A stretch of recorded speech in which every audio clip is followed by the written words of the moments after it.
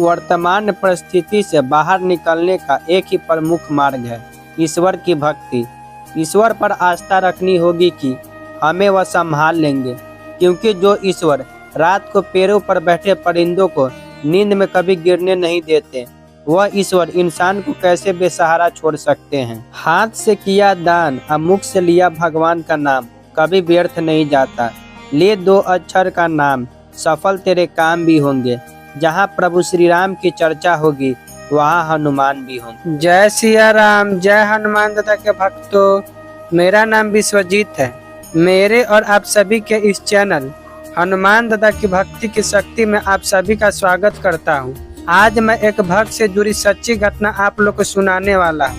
तो आज हम जानेंगे कैसे इस घोर कलयुग में श्री हनुमान दादा ने अपने भक्त का हाथ पकड़ के उनको बहुत बड़े घोर संकट से बाहर निकाला, जिसे सुनकर आपका भी बढ़ेगा विश्वास हमारे प्यारे श्री हनुमान जी के प्रति।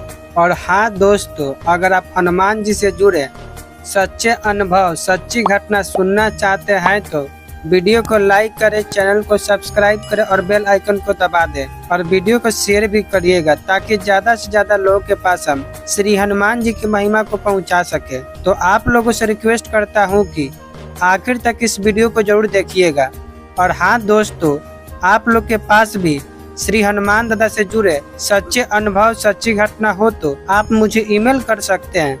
मेरा ईमेल ID vk856972@gmail.com में शेयर जरूर करें। तो आइए जानते हैं क्या हुआ था इस भक्त के साथ। जय सीताराम, जय हनुमान दादा के भक्तों। मेरा नाम शैलेंद्र मोहन है और मैं जालंधर पंजाब का रहने वाला हूँ। मेरे और मेरे परिवार के इष्ट माँ चिंतपूर्णी है और गौरी शंकर को हमारा परिवार भगवान ही नहीं अपने माता पिता मानते हैं। पर श्री राम भक्त श्री हनुमान जी की हमारे जीवन में एक अलग ही जगह है। श्री हनुमान जी के हमारे परिवार पर इतने उपकार और कृपा है कि मैं लिख भी नहीं सकता। बस इतना ही कहूँगा कि आज अगर हम जिंदा है तो सिर्फ और सिर्फ हमारे बजरंगबली की कृपा से है। साल 2001 में हमारा जीवन एक ऐसे मोड़ पर पहुंच गया जहां कोई रास्ता नहीं मिल रहा था। उस समय किसी कारण से मेरी जॉब चली गई। हम इतने डिप्रेशन में आ गए कि सुसाइड के भी विचार आने लगते थे। तभी किसी ने मुझे श्री हनुमान जी की शरण में जाने का सुझाव दिया। उसने मुझे श्री हनुमान जी के व्रत शुरू करने को कहा। भाई, वह दिन था और आज का दिन है। श्री हनुमान जी की इतनी कृपा रही है कि मेरी स्मोकिंग और नॉनवेज खाना दोनों छूट गए।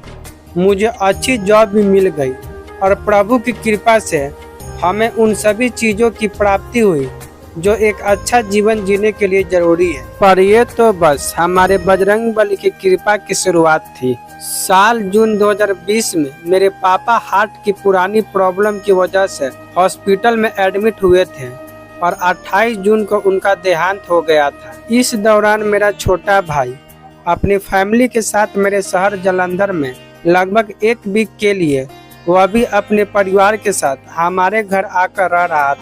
लॉकडाउन की वजह से कोई रिलेटिव भी बाहर से नहीं पहुंच पाया। इस दौरान पता चला कि मेरी भाभी कोरोना पॉजिटिव डिटेक्ट हुई, लेकिन श्री हनुमान जी की कृपा से मेरा भाई और उसका पौने 2 साल का बेटा ठीक थे। क्वारंटाइन होते ही हमें पता लग गया कि कौन अपना है और कौन पराया। हमारे जिन नेबर से बहुत पुराने और अच्छे रिलेशन हैं, उन्होंने कोई मोरल सपोर्ट तो दूर, हमारे घर की तरफ फेसिंग अपने घर के दरवाजे ही लॉक कर दिए। लोग इंसानियत भूल गए थे। उनका हमारे लिए व्यवहार इतना बदल गया कि जैसे हमने कोई जुर्म कर दिया हो। ये सब बहुत ही डिप्रेसिंग था। हमें तो अपने राशन तक की टेंशन हो गई थी। कोई हमारे घर दवाइयाँ तक देने नहीं आ रहा था। पर श्री हनुमान जी की कृपा से एक ऐसा नेबर हमारी मदद को सामने आया जिसकी ग्रोसरी शॉप है। वह हमारा कोई अच्छा पहचान में नहीं था, फिर भी उसने हमारी मुश्किल समय में हमें बहुत सपोर्ट किया और सिर्फ राशन ही नहीं, जरूरत की हर चीज भी ला कर दी। क्वारंटाइन का समय पूरा होने के बाद जब मेरा भाई ने अपना ऑफिस ज्वाइन किया तो अचानक उसकी ट्रांसफ़र पंजाब की ही किसी और सिटी में हो गया। जो कि हमारे घर से करीब 110 किलोमीटर की दूरी पर है। मेरे भाई ने अपनी कार से ही डेली ऑफिस अप डाउन करना शुरू कर दिया। अभी उसे ज्वाइन करके कुछ दिन हुए थे कि एक दिन सुबह घर से निकलते ही उसकी कार का एक्सीडेंट हो गया। उसकी कार एक साइकिलिंग कर रहे व्यक्ति को टकरा गई। मेरा भाई उसे बिना समय गवाए हॉस्पिटल ले गया, जहां उसे एडमिट किया गया।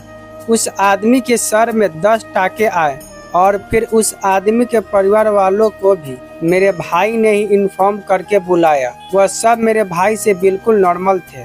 बड़ी बात यह थी कि उस वक्त मेरे भाई ने इस बारे में मुझे या किसी और को कुछ भी नहीं बताया था। मुझे भी उस दिन देर रात को पता लगा। हॉस्पिटल वालों ने पुलिस बुलाई और मेरे भाई के कार की आरसी और उसका ड्राइविंग लाइसेंस पुलिस ने ले लिया। मेरा भाई ही उस आदमी को उसके घर छोड़कर आया। पर अगले दिन जब मेरे भाई ने उस आदमी को कॉल किया तो उसकी फैमिली का बर्ताव अलग था। उन्होंने मेरे भाई का फोन रिसीव करना ही बंद कर दिया था और कहा कि 15 दिन बाद बात करेंगे। मेरे भाई की टेंशन बहुत बढ़ गई थी। सबसे पहले पापा का देहांत और फिर कोरोना की वजह से होम क्वारंटाइन और अब इस एक्सीडेंट की वजह से उसकी नई कार डैमेज हो गई थी और उसकी आरसी और ड्राइविंग लाइसेंस पुलिस के पास थे।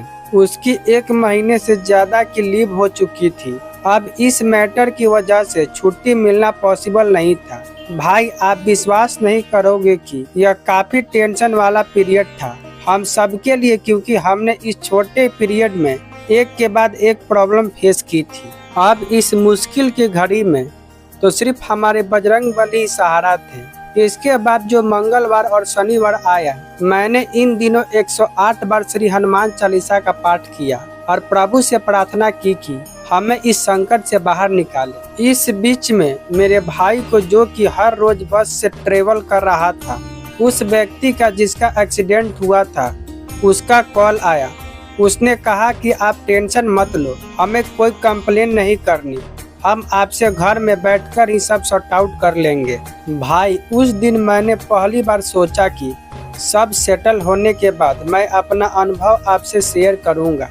पर उसके बाद जब हम उस आदमी के घर गए तो उसकी फैमिली ने फिर ताल मटोल करना शुरू कर दिया।